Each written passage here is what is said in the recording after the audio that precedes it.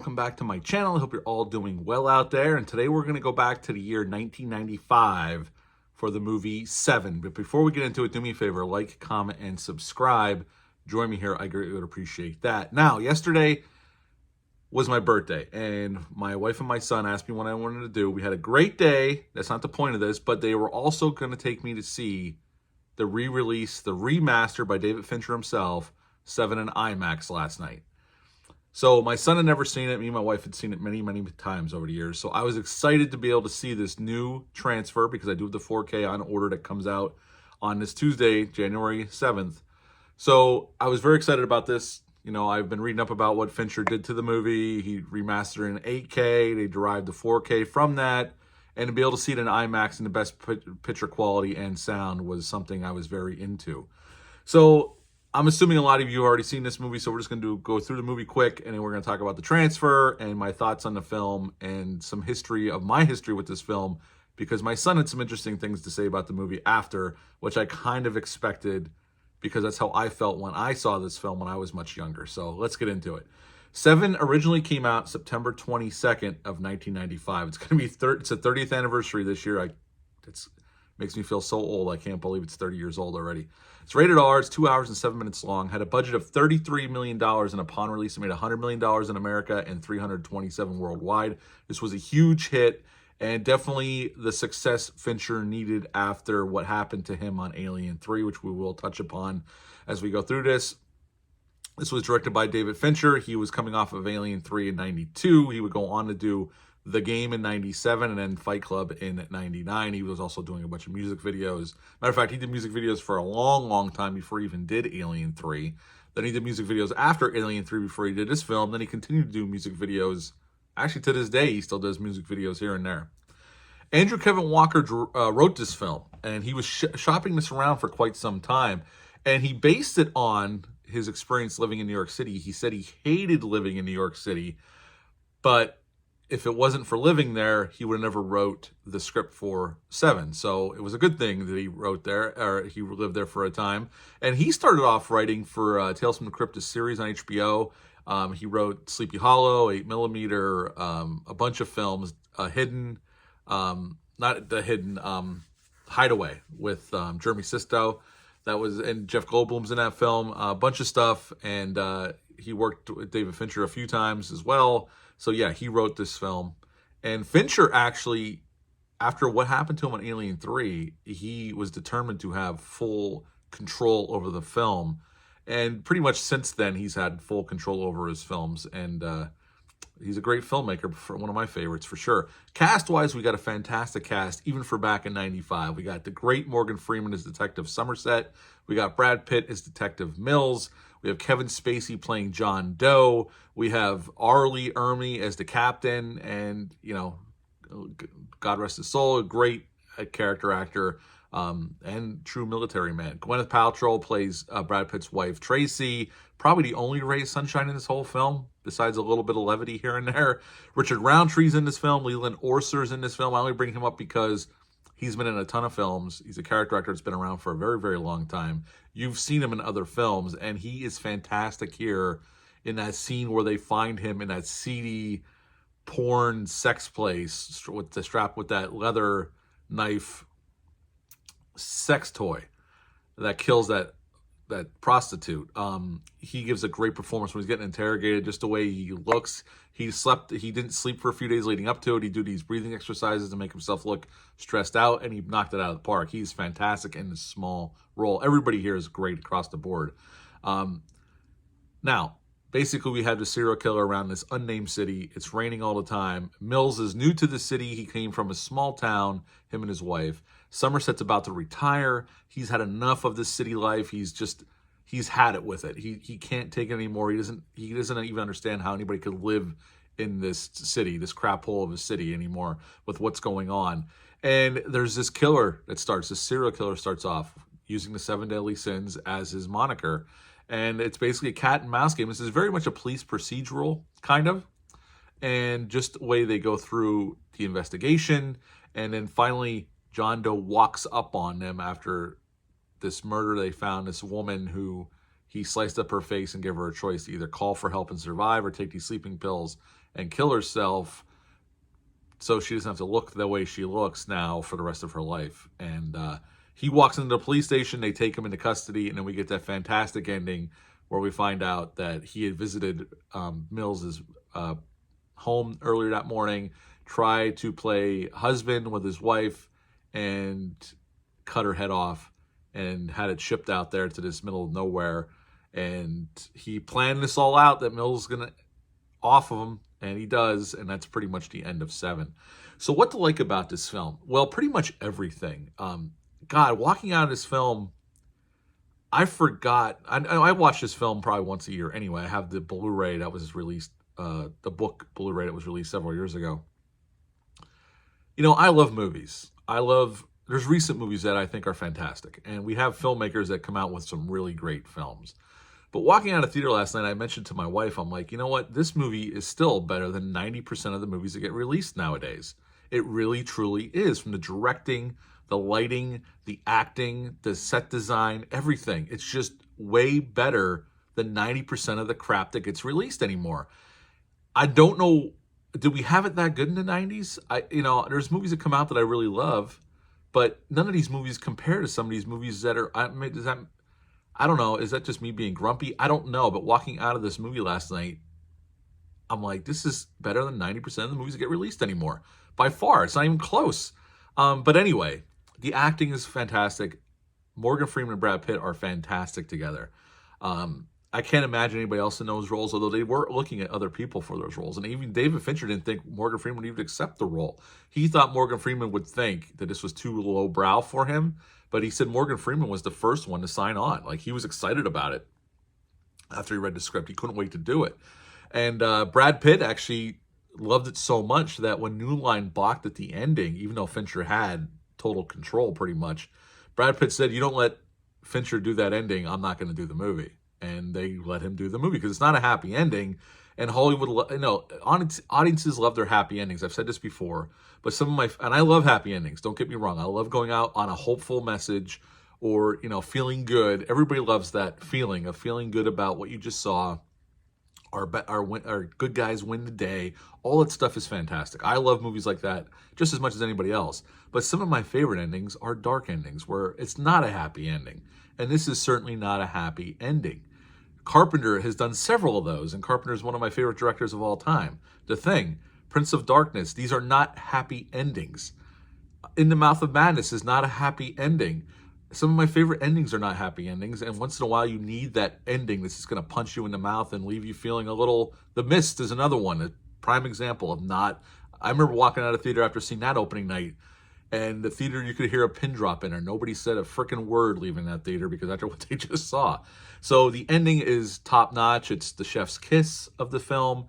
The directing by Fincher, especially after coming off of Alien 3, which he got messed with a lot. He did not have much control over that. He was being messed with by the producers, the studios. Even the assembly cut is not Fincher's vision for the film.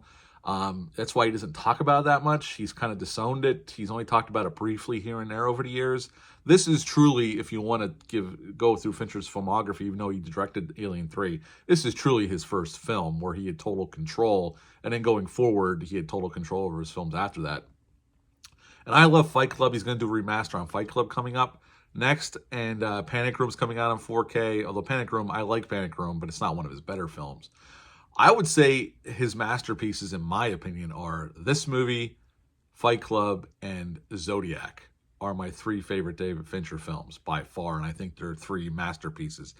I think Gone Girl's fantastic, but those 3 films I think are Mount Rushmore top-notch films from David Fincher, who I think is a master. I think he's a great director. Overall, I really love this film. We'll get into some trivia and my history of this film and talk about the transfer itself. I know there's been a lot of talk about it, especially since originally Fincher wasn't going to be involved and he got heavily involved in it and he oversaw the whole transfer.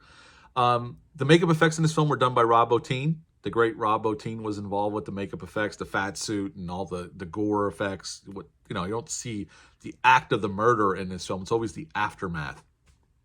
But Rob Bottin and his crew did the makeup effects for this film. Let's talk about the transfer, and then we'll get into my history with this film and talk about what my son said about it when we were leaving the theater last night. The transfer looks amazing. I have the 4K on pre-order. It's supposed to come, it's supposed to come in the next few days. I usually will pre-order from Groove Entertainment. They're owned by Universal Studios, and they're pretty good with their pre-orders. Amazon's been kind of sketchy if you pre-order anything from Amazon. It's usually late recently. Groove gets it to you a couple days before the release date, or definitely on the day of the release. And I'm excited to get my 4K. Now, Fincher went back to the original camera negative. He did a few small fixes. Doesn't change the film at all. But he did do some small fixes. You could read articles about it. There's interviews floating around there with Fincher where he made a few small fixes to the film, but nothing major. He said he doesn't believe in changing movies like detrimental fixes to films. He just did a few small things that always bugged him.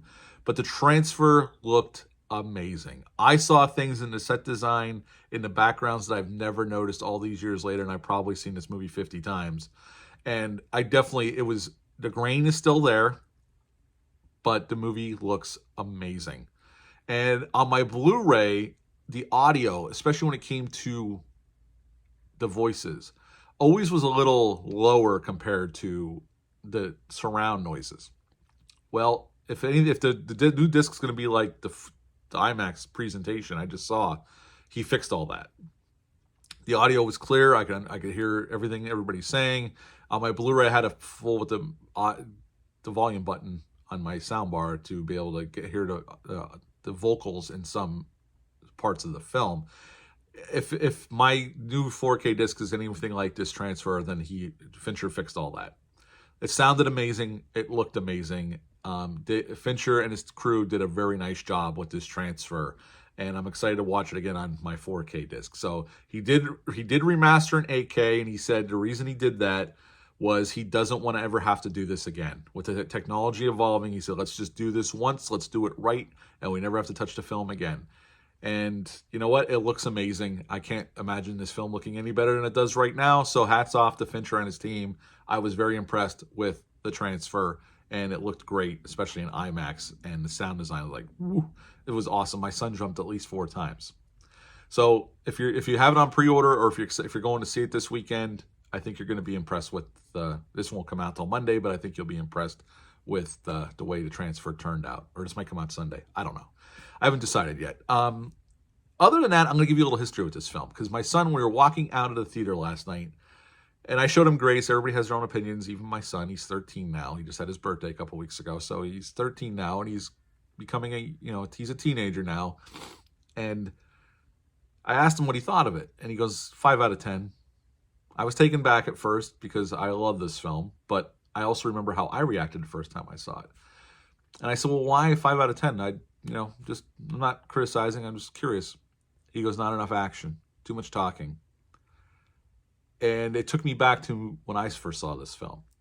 You got to remember when 7 came out in 95, if you're old enough to remember that. When it came out in home video, the hype around this film, all my friends were talking about it. I heard people saying how awesome it was. And around this time, I was just trying to find the most hardcore horror movies I could to watch. So I was watching like the most bloody, violent horror movies I could get my hands on. And then here comes this movie, 7. Everybody's talking about. And I remember sitting down and watching it with a couple friends, and I was disappointed. I had the exact same reaction my son had walking out of the theater last night. I thought it was a little boring. I didn't think there wasn't enough action. There wasn't any, you don't see any killing. It's all aftermath stuff. I was disappointed, and I didn't like it as much as my peers liked it. Fast forward some years, I was a little older, an adult, and I suddenly found myself absolutely loving this film over time to where I am now, where I think it's an absolute classic and definitely one of the best films of its genre, or any genre. And so when my son said that last night, I understood where he was coming from. He's 13. We've been going through some horror films. One's typically with more action, more killing, more exciting in terms of, they're not the best movies ever, but they're fun. And to sit down and watch this movie where there is a lot of talking, it's more procedural, and it's asking bigger questions than more typical slasher films. I understood where he was coming from, and I said to him, I said, I understand why you said that. At your age, I get it. And I said, I felt the exact same way when I was younger, when I first saw this film. And he's like, really? I'm like, yeah. It took me some years to get to the point where I absolutely love this film. So I gave him some grace, which you should always do if somebody is, you can always debate a film with somebody, but you don't browbeat them into your way of thinking on something. You lay out your case, and if they don't agree, that's fine. Life goes on. It's not that important. So I was proud of him for sticking to his guns, even when I questioned him. I wasn't questioning him in a mean way. I just wanted to, probe a little bit more and see why he felt that way. And like I said, when he said what he said, I felt like I felt back in the 90s when I saw it for the first time. So I told him, I said, I think over time, as you get older, you'll appreciate this movie more. And he said to me, he goes, it's a really well-made movie. And when I said to my wife in the car, I said about this being better than 90% of movies, he goes, I agree with that. So I give him points for that. He noticed the artistry on film, on display, but it just wasn't for him at this time.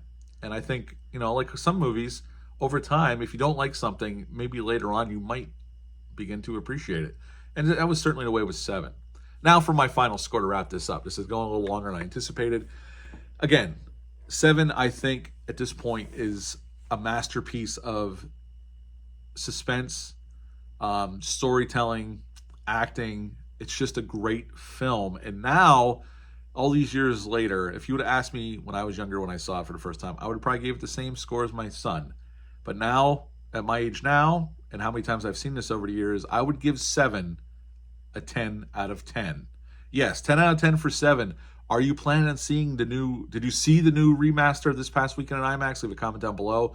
What are your thoughts on 7? Leave a comment down below. Let me know. That's it for this video. I hope you're all doing well out there. I'll be back soon with some more reviews, but until next time, bye.